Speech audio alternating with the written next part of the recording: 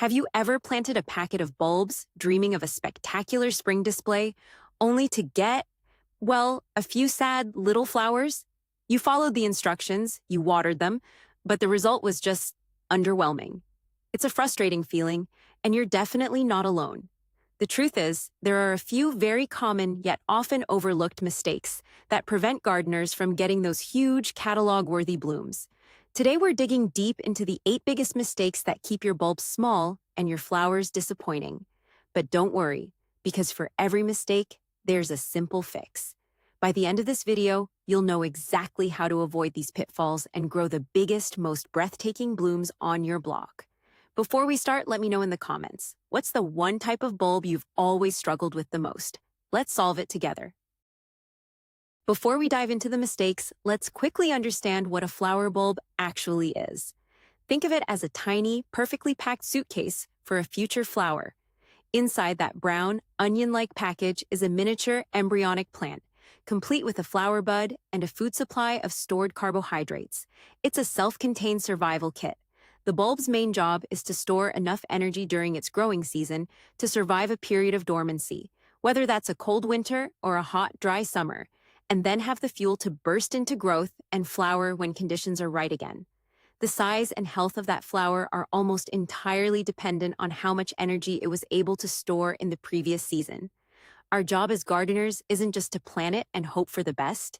It's to create the perfect conditions for that bulb to pack its suitcase as full as possible for the next year's vacation. Every mistake we're about to discuss interferes with this critical energy storage process, leading directly to smaller bulbs and weaker flowers. First up is a classic fundamental mistake: planting at the wrong depth. This is so critical because it affects everything from temperature regulation to root establishment. The general rule of thumb is to plant a bulb at a depth that is 3 times its height. So, if you have a 2-inch tall daffodil bulb, you should dig a hole that is 6 inches deep. Why is this so important?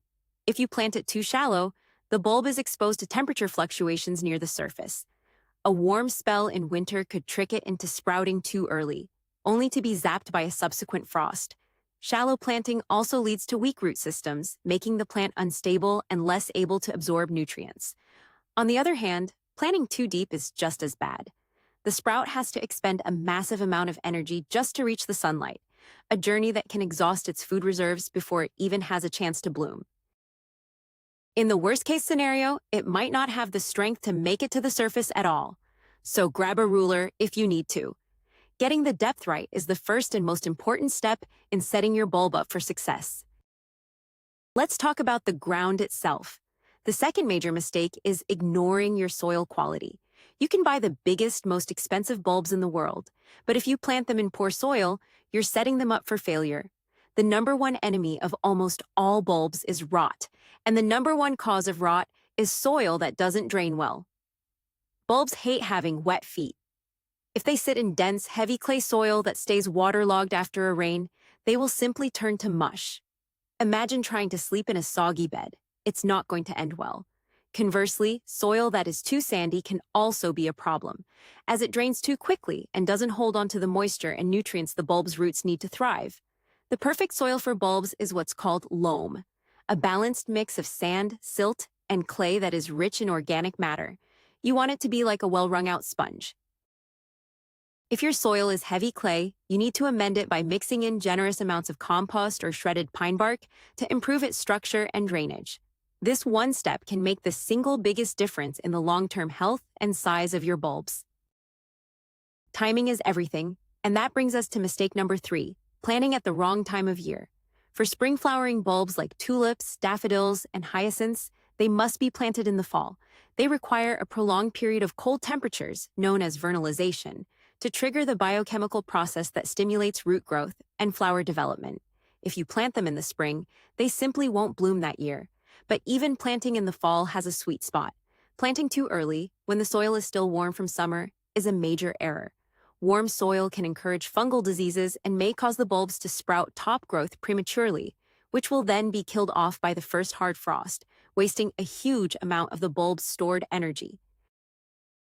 The ideal time to plant is when your average overnight temperatures consistently drop into the 40 to 50 degree Fahrenheit range, which is roughly 6 weeks before the ground freezes solid. This gives the bulbs enough time to develop a strong root system before winter sets in, without encouraging them to send up vulnerable green shoots. Check your local extension office for recommended planting times in your specific zone. Mistake number 4 is a tricky one: improper watering. Many people either overwater or underwater their newly planted bulbs. Let's clear this up. Right after you plant your bulbs in the fall, you need to give them a deep, thorough watering. This is crucial for a few reasons. It helps to settle the soil around the bulbs, eliminating air pockets that can dry out the roots. It also provides the necessary moisture to wake the bulb from its dormancy and kickstart root development.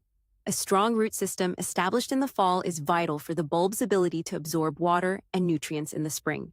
After that initial soaking, you should generally leave them alone unless you're experiencing a prolonged, severe drought. Constant watering in the fall is a big mistake, as it can create the soggy conditions that lead to rot. You want the soil to be slightly moist, not saturated. A good layer of mulch can help conserve the moisture from that initial watering and protect the bulbs through the winter. Getting the watering right at the start gives your bulbs the foundation they need for a spectacular spring show. Now for what might be the most common and damaging mistake of all: cutting back the foliage too soon. I get it. After the flowers fade, you're left with a patch of floppy, yellowing leaves that can look untidy in the garden. The temptation to grab the shears and clean up is incredibly strong, but you must resist. This act is the #1 saboteur of next year's flowers. Those green leaves are not just leftover plant matter, they are the bulb's solar panels.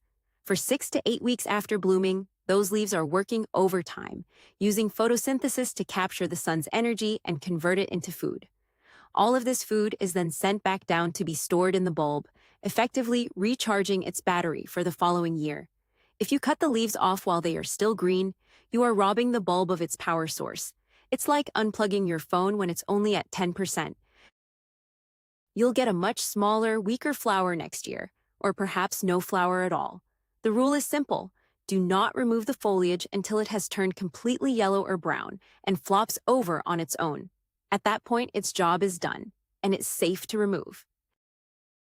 Just like any other plant in your garden, bulbs get hungry, which brings us to mistake number 6, forgetting to feed them. That little bulb has a huge job to do, and it needs nutrients to perform at its best. While the bulb itself contains an initial food supply, supplementing it with the right kind of fertilizer can dramatically increase its size and vigor. The key is to use a fertilizer that is low in nitrogen and high in phosphorus and potassium. Nitrogen encourages leafy green growth, which we don't want to overstimulate. Phosphorus, on the other hand, is essential for strong root development and big, healthy blooms. A good quality, slow-release bulb food, or even just bone meal, is an excellent choice. There are 2 ideal times to fertilize.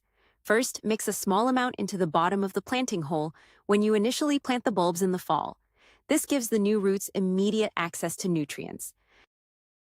The second time is in the early spring, just as the new green shoots are emerging from the ground. A light top dressing of fertilizer at this time gives the plant a boost of energy to produce the best possible flower. Have you noticed your patch of daffodils getting smaller and less impressive over the years? The cause is likely our 7th mistake: allowing them to become overcrowded. Many types of bulbs, especially daffodils and crocuses, are excellent naturalizers. This means they produce small offset bulbs, or daughter bulbs, around the main mother bulb. Over several years, a single bulb can turn into a dense clump of 10 or 20. While this sounds great in theory, it soon becomes a problem. What was once a cozy home becomes a crowded apartment building, with everyone fighting over the same limited resources of water, nutrients, and sunlight. This intense competition means that no single bulb can get enough energy to produce a large flower. The result is a lot of green leaves, but very few, very small blooms. The solution is to dig up and divide the clumps every 3 to 5 years. Carefully lift the entire clump with a garden fork, gently separate the individual bulbs, and replant them with proper spacing. It's a bit of work, but you'll be rewarded with healthier plants and a much bigger flower display. Finally, let's talk about the very beginning of the process. The 8th mistake is starting with poor quality bulbs. This is one area in gardening where you really do get what you pay for, and size definitely matters. When you're at the garden center or shopping online, it can be tempting to go for the big, cheap bag of bargain bulbs.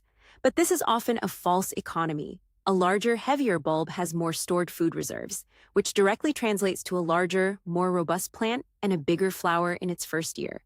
When you're selecting bulbs, look for ones that are firm and solid to the touch, like a healthy onion. Avoid any that are soft, mushy, lightweight, or show any signs of mold or rot. A small, shriveled bulb simply doesn't have the energy reserves to produce a great display. You're starting the race with a huge handicap.